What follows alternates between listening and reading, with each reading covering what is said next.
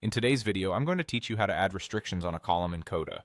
If you're looking to create a structured, organized workspace within Coda, adding restrictions or customizations to your columns is a great way to ensure your data remains clean and useful. Now let's walk through the steps to get this set up. First, you'll want to navigate to Coda, your versatile, all-in-one collaborative workspace. Once you're there, you will find a prominent option to Get Started. Go ahead and click on that. If you're not already logged in, Coda will prompt you to sign in, offering several options. Here, we'll use the Google sign-in for a quick and seamless entry. Click on Google, and then you'll be brought to the account chooser. From here, select the appropriate Google account you'd like to link with Coda.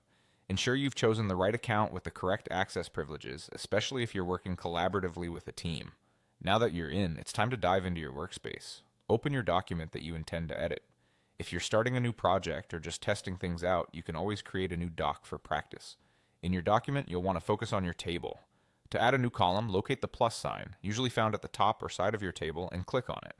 This action will allow you to add a new column to your existing table. Once you've added your column, it's time to set up the restriction, in this case, a select list. In the column options, click on Select List.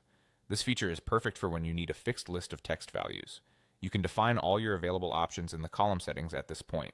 Start by typing in your first choice. Type something relevant to your project or the data set you're working on. Next, you'll want to add more options. Click on Add Option to include additional choices. Type in your second choice here.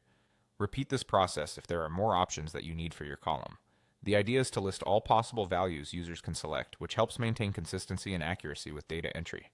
Now that your selections are set, it's a good idea to test them out. Click the drop-down on your newly created column to ensure all the choices are displaying correctly. Select one of the options to see if it updates your table as expected.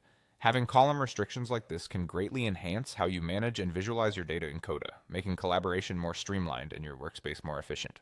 Thanks for joining me in this tutorial, and happy coding with Coda.